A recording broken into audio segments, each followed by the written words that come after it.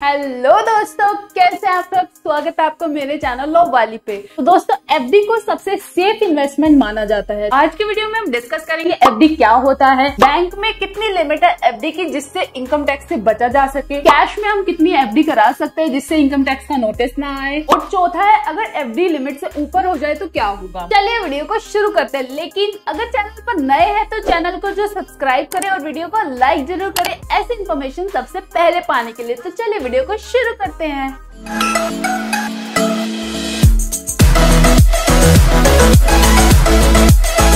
तो दोस्तों, सबसे पहले चलते हैं कि एफडी क्या होता है। तो देखिए, नाम से ही समझ आ रहा है फिक्स्ड डिपॉजिट, मतलब कि आप अपने पैसे को कहीं पे फिक्स कराना चाहते हैं और जिसके बदले आप कुछ रिटर्न चाहते हैं।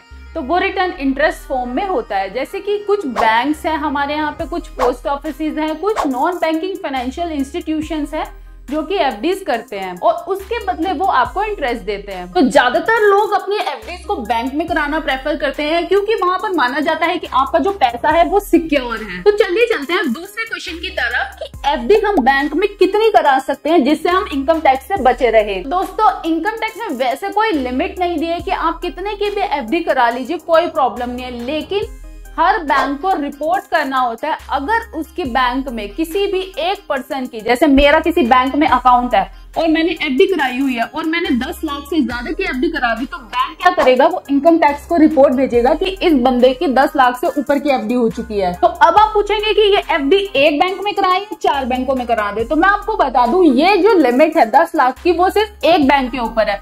सपोज एक एग्जांपल से समझते हैं, मेरा एक अकाउंट है एसबीआई में और मेरा एक अकाउंट है पीएनबी में। मैंने अपनी एक एफडी करा दिया 9 लाख की एसबीआई में और दूसरी एफडी मैंने करा दिया पीएनबी में 9 लाख रुपए की। तो क्या मुझे इनकम टैक्स का नोटिस आएगा? तो इसका आंसर है नहीं। आपको एक बैंक में एफडी की लिमिट 10 लाख है। अगर आप 10 लाख को क्रॉस करते हैं तभी आपके ऊपर इनकम टैक्स का नोटिस आएगा, अदरवाइज नहीं आएगा। आप 4 बैंकों में 9 लाख, 8 लाख, 7 लाख, 6 लाख, 5 लाख ऐसे करा दो, कोई प्रॉब्लम नहीं है। दूसरी बात है कि जो 10 लाख की एफडी है वो एक महीने में करा दूं या एक दिन की है। तो जो टाइम लिमिट है वो है एक फाइनेंशियल ईयर, मतलब कि जो फाइनेंशियल ईयर क्या है, 1 अप्रैल से शुरू होता है और 31 मार्च को खत्म होता है।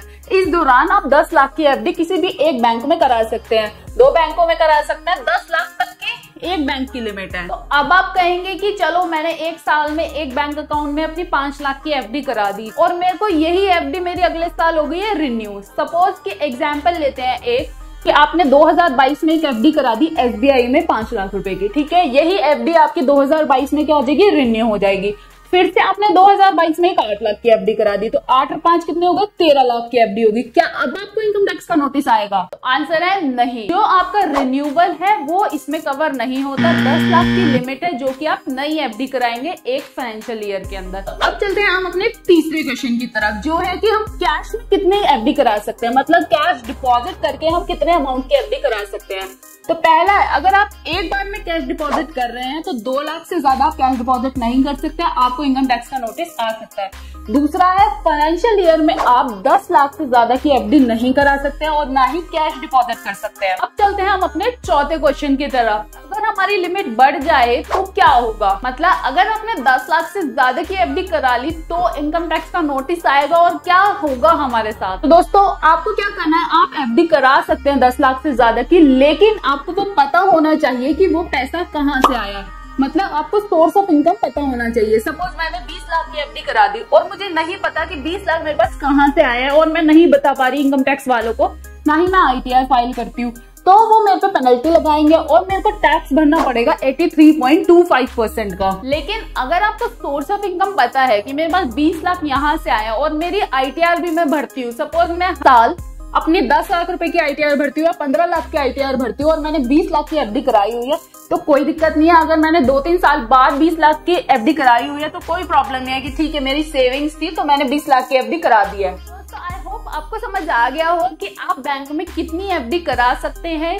10 लाख से ऊपर की एफडी मत कराना, वरना इनकम टैक्स में फंस जाओगे। अगर करानी भी है तो आपको उसका सोर्स पता होना चाहिए। वीडियो अच्छी लगे तो वीडियो को लाइक जरूर करना, चैनल को जरूर सब्सक्राइब कर लेना ऐसी अमेजिंग इन्फॉर्मेशन के लिए, और मुझे कमेंट करके जरूर बताना अगर आपकी कोई और डेली लाइफ की प्रॉब्लम है जिसका मैं सोल्यूशन आपको दे सकूं, तो मुझे कमेंट करके जरूर बताना। तो चलिए मिलते हैं अगले वीडियो में, बाय।